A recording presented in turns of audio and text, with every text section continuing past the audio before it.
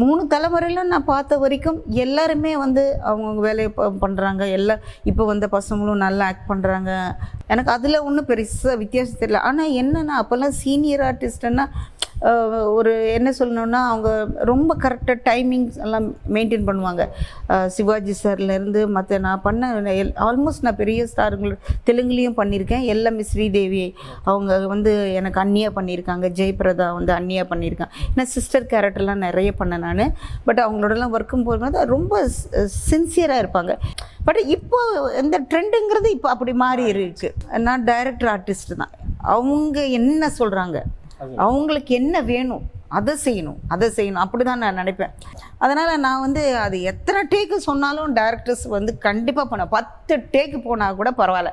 So அது வந்து அது நல்லா ப்ரெசென்ட் பண்ணணும் அந்த சீனை அப்படின்னு நினைப்பேன். லைஃப் ஸ்டைல் தமிழா சேனலுக்கு சப்போர்ட் பண்ணுங்கள், சப்ஸ்கிரைப் பண்ணுங்கள், நிறைய ஆதரவு கொடுங்க.